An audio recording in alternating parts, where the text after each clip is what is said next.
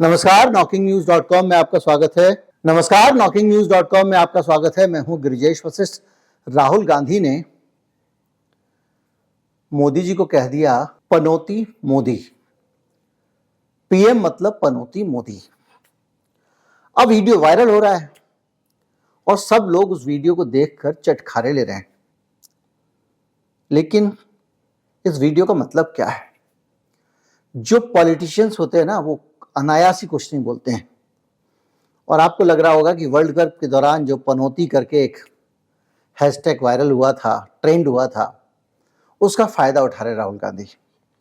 लेकिन राहुल गांधी की उसका फायदा उठाने की हिम्मत कैसे हुई? आज के दौर में कोई पॉलिटिशियन सीधे मोदी पर अगर ऐसा हमला कर रहा है, वार कर रहा है, उसका एक गहन मतलब है। मुझे समझ में नहीं आता कि बहुत सारा मीडिया मैंने देखा, लोग खबरों की जो असल नवैयत है उस तक पहुंच ही क्यों नहीं पाते। कोई नहीं, हम समझने की कोशिश करते हैं कि राहुल गांधी ने क्या सोचकर मोदी जी को सीधे सीधे पनौती कह दिया, और सिर्फ कहा ही नहीं, उनका मजाक उड़ाया। कहीं मत जाइए, चैनल को सब्सक्राइब कर लीजिए, मैं अभी हाजिर होता हूं।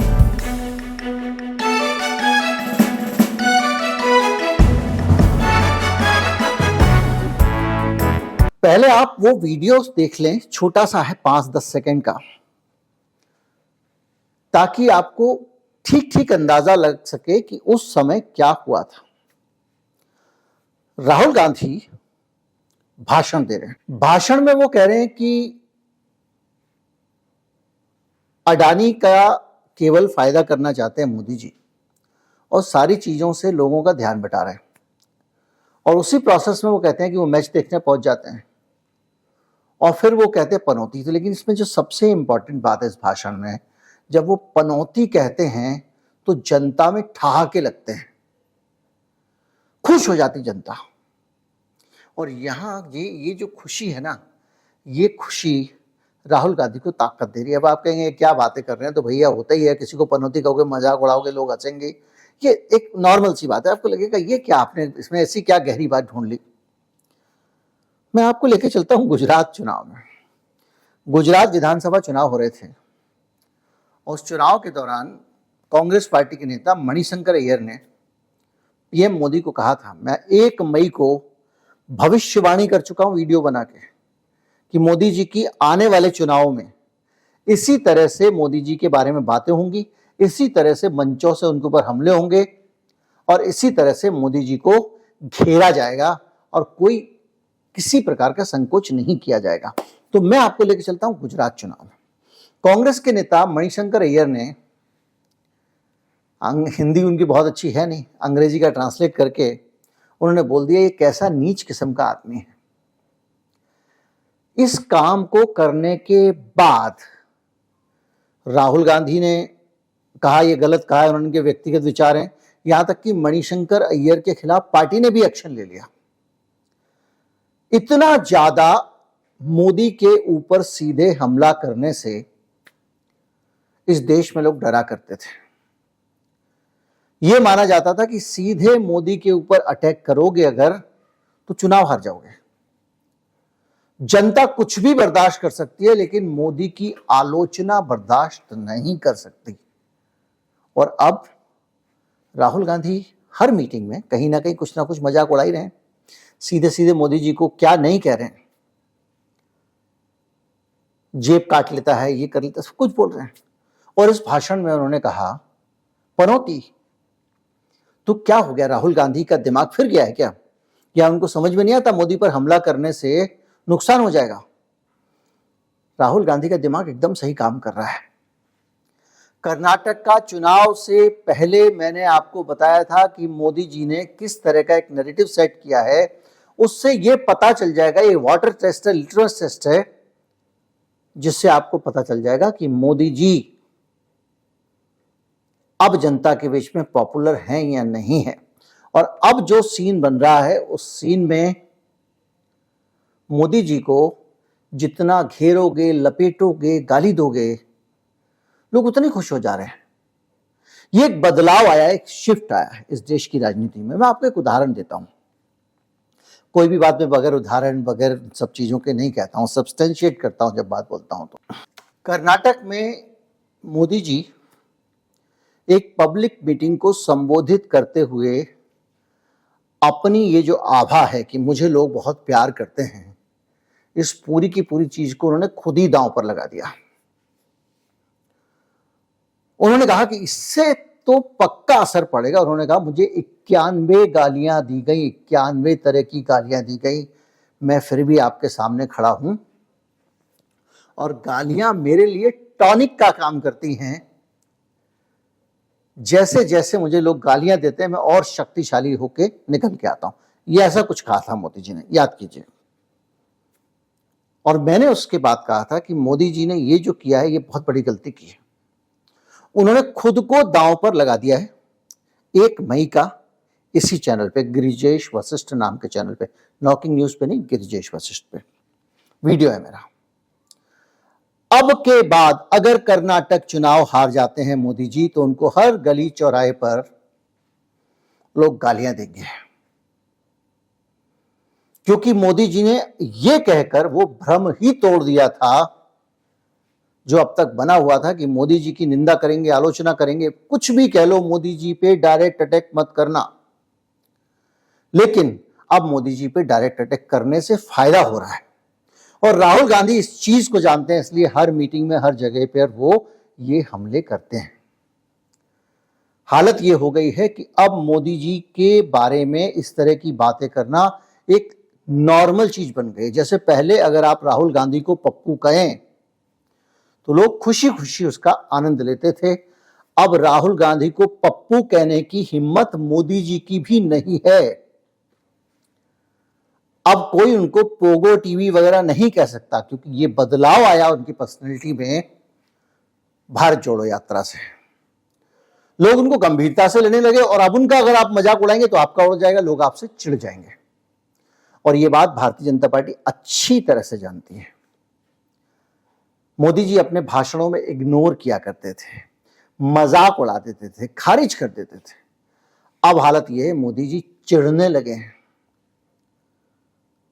और इस हद तक चिढ़ने लगे हैं कि पिछले दिनों उन्होंने बैतूल है, मध्य प्रदेश में एक जगह है, आदिवासी इलाका है, वहां पर एक पब्लिक मीटिंग को संबोधित करते हुए कहा, बहुत गंभीर बात कही राहुल गांधी के बारे में। मोदी जी ने कहा कि अरे महामूर्ख, ये शब्द इस्तेमाल किया उन्होंने। कांग्रेस के एक विद्वान इस तरह की भाषा इस्तेमाल की 1 हफ्ता पहले। अब मोदी जी मजाक क्यों नहीं उड़ा पाते हैं?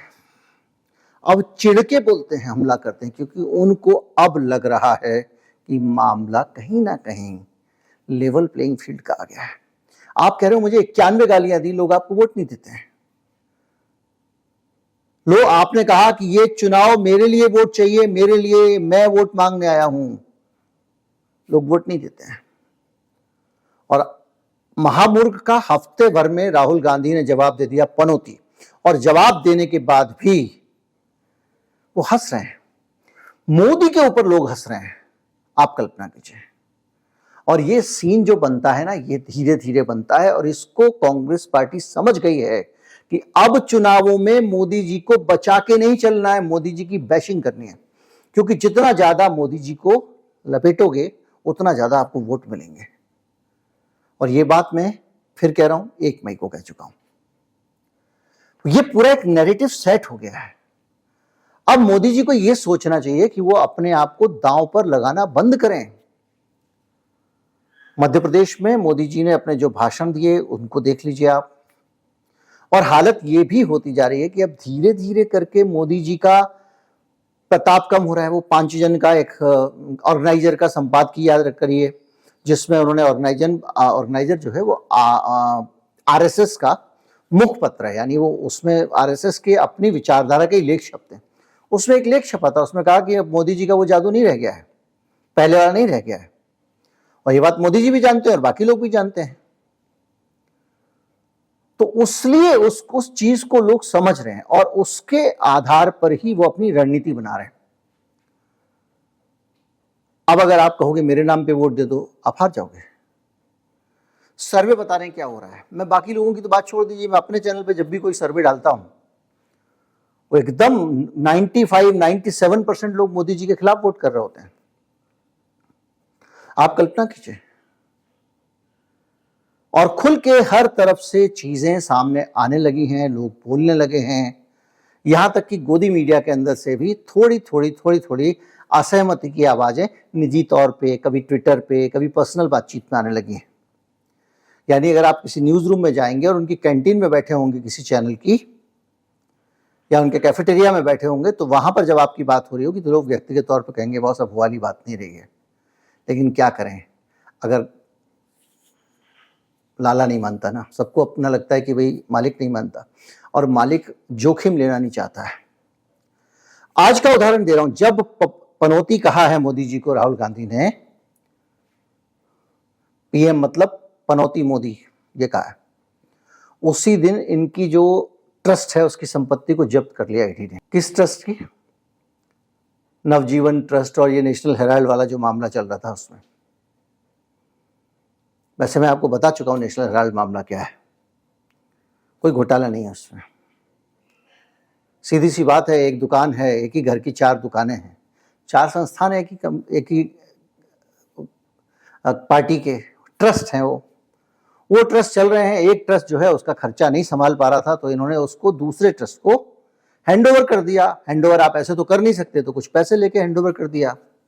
वो पैसे इसके अकाउंट में आ गए, इसने अपने कर्जे वर्जे जो चुकाने होंगे चुका दिए, और उसका मालिक बदल गया। इत्तेफाक से जो नया मालिक बदला उसमें राहुल गांधी हैं ट्रस्टी। अब लोगों का कहना यह है कि इन्होंने नेशनल हेराल्ड को कब्जा कर लिया, लेकिन उसमें राहुल गांधी जो ट्रस्टी तो हैं, लेकिन ऐसे ट्रस्टी हैं जो उसमें से ना तो 1 रुपया तनख्वाह ले सकते, न 1 रुपया निकाल सकते, यानी वो उसमें कुछ नहीं कर सकते हैं, ऐसे ट्रस्टी हैं।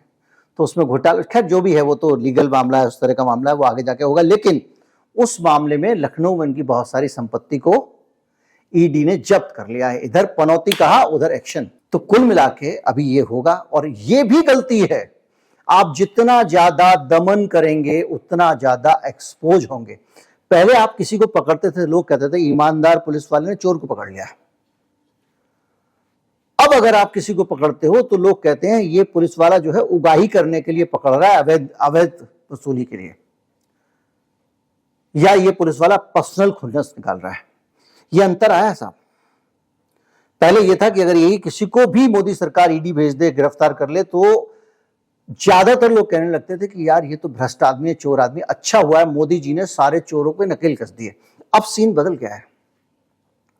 अब अगर ऐसा करेंगे तो लोग कहते हैं मोदी जी देखो ईडी भेज रहे हैं, ये कर रहे हैं, वो कर रहे हैं, मतलब खराब नीयत से कर रहे हैं, और वो आदमी शायद चोर नहीं है। और इसका फायदा बहुत सारे मामलों में बहुत सारे लोगों को हाथ में मिला है, और सबसे बड़ा फायदा उन लोगों को मिला है जिनके ऊपर मुकदमे चल रहे थे। अब वो हौसले के साथ लड़ने लग गए हैं, खुलकर सामने आने लग गए हैं।